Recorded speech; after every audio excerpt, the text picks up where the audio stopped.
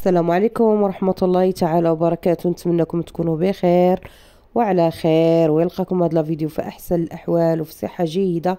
كيف ما كتلاحظوا في الصور غنشارك معكم ان شاء الله المقروط اللي الصراحة كيجي رائع.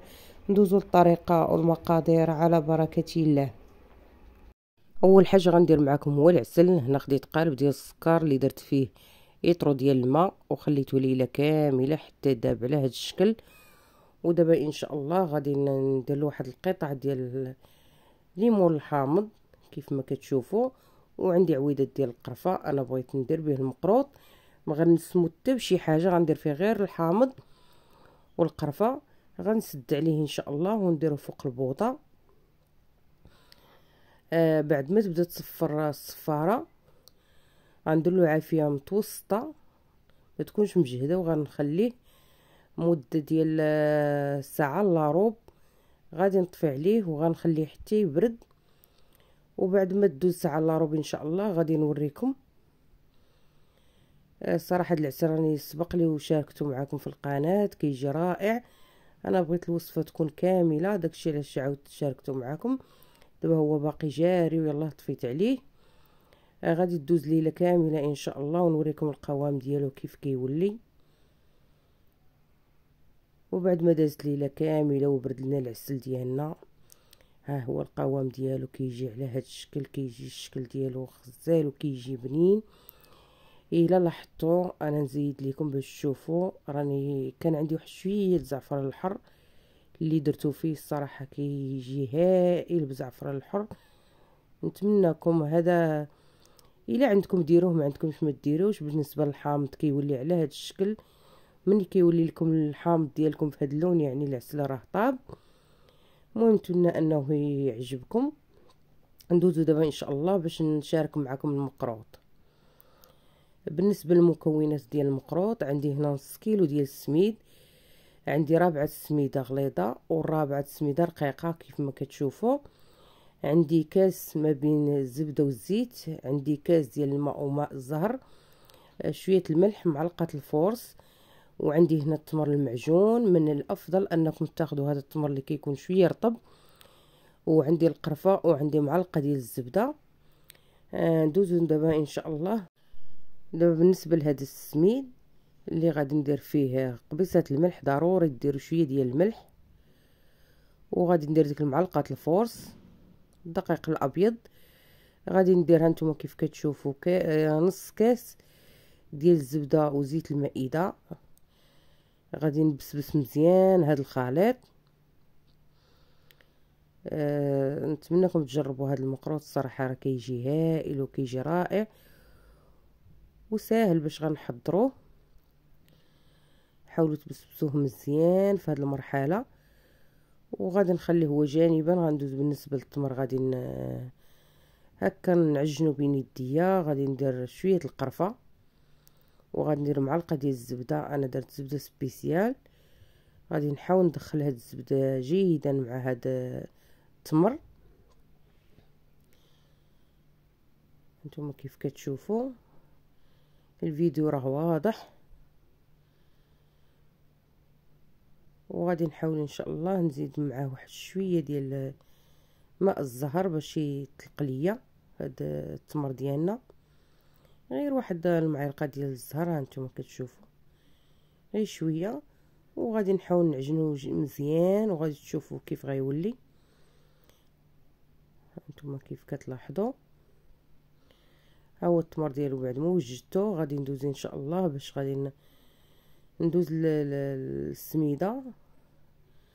غادي نخلطها بهاد الكاس. راه كيف ما قلت لكم راه فيه الماء من الروبيني والماء الزهر، تقريبا نصف الكميه ديال الماء ونصف الكميه ديال الماء الزهر. غادي نحاول نجمع الخليط ديالي. نتوما عينكم ميزانكم، المهم خليوها شويه مرخوفه لان السميد كتشرب باش ما تعذبكمش ملي تكونوا تشكلوا فيها. هانتوما كيف كتشوفوا انا نوريكم القوام ديالو كيف خاصو يكون. هانتوما كتجي رطبه وكتجي راه دابا تشرب. دابا غندوز نحربل التمر ديالي على هذا الشكل باش تجيني الخدمه سهله. صراحه المقروط كيجي بنين كيجي رائع. نحاول نشكل كاع الكويرات اللي عندي هكا. ومن بعد ما شكلت التمر انا غادي ندير جوج اشكال ديال هاد المقروط، وانتوما لكم الاختيار ديروا كيف ما بغيتوا، تقدروا غير تحربلوه وتقطعوه بالموس. انا عندي غندير معكم واحد جوج اشكال نديرو هكا على بحال الساقيه ما غادي تشوفوا. خليكم معايا،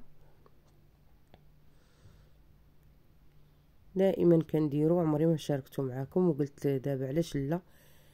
رمضان ان شاء الله بالسلامه جاي، الواحد يبغي يديرو. او بعد ما درتها فحال الساقيه غادي ندير هاد الحربول ديال التمر ونحاولوا نجمعوا هاد الخليط ديال السميد هكا على التمر حتى نغطيو داك التمر كله. نتوما كيف كتشوفوا، الا كانت عندكم العجين مرخوفه استعنوا بقليل من السميد، انا راها مزيانه. غادي نجيب هذا الطابع، ها هو كيف ما كتشوفوا، غادي نرش عليه قليل من السميد الرقيق وغادي نضغط على هذا الحربول اللي درت. صراحه شكله كيجي رائع. هانتوما غادي نجيب واحد الموس، غادي نحيد هاد الزوائد اللي في الجناب،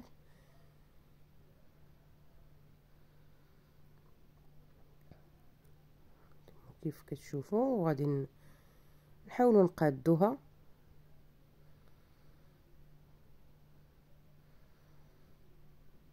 نقطعوا على هذا الشكل حتى هذا الشكل. الصراحه في المقروط كيجي رائع. كيف ما سبق قلت لكم، الا ما عندكمش هاد الطوابع تقدروا تديروا، هانتوما الشكل كيجي على هذا الشكل، تقدروا غير تحربلوه وتقطعوه بالموس كيف العاده. ودابا ان شاء الله غندوز ندير معكم الشكل الاخر باش ما نطولش عليكم لا فيديو. غندير كويره وندير فيها تمر ونضغط عليها على هذا الشكل. انا نعاود معكم واحده اخرى باش تشوفوا. غندير وسطها شويه ديال التمر وغادي نجمعوا عليه هكا حتى ما يبقاش يبان لينا داك المعجون التمر، وغادي نستعمل القليل من السميد الرقيق وغادي نضغط عليها وغادي نبقى مستمره ان شاء الله حتى نسالي وندوز باش نقليه.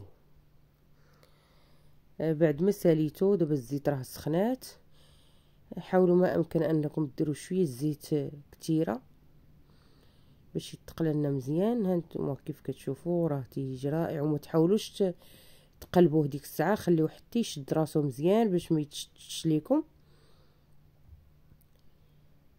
غادي ندير هاد الكميه وغادي نخليه حتى يبدا يتحمر ونبدا نقلب فيه ان شاء الله. نحاول نقادهم. نتمنى هاد لا فيديو يعجبكم.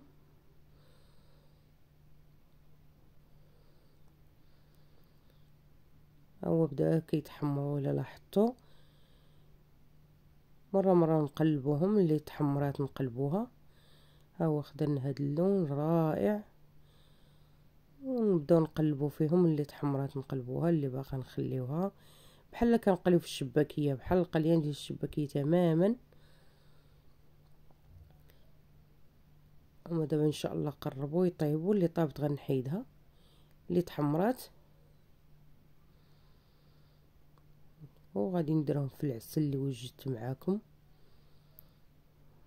ها هو كتشوفوا العسل، وغنبقاو مستمرين ان شاء الله حتى نساليو هاد كاع هاد المقروط اللي عندنا في المقله.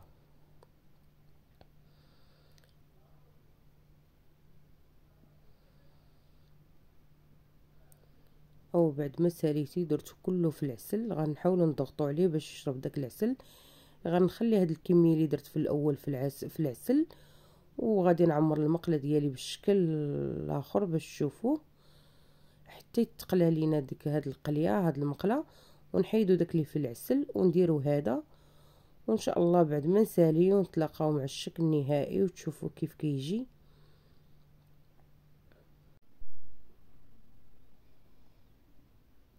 وهذا هو الشكل النهائي ديال المقروط ديالنا اللي الصراحه كيجي رائع. هذا هو الشكل ديال داك الطابع اللي درت معاكم، وهذا الشكل الطابع الاخر. نتمنى انه ينال الاعجاب ديالكم، وبالصحه والراحه. الى فيديو قادم ووصفه جديده ان شاء الله باذن الله. دمتم في رعايه الله وحفظه. الى اللقاء.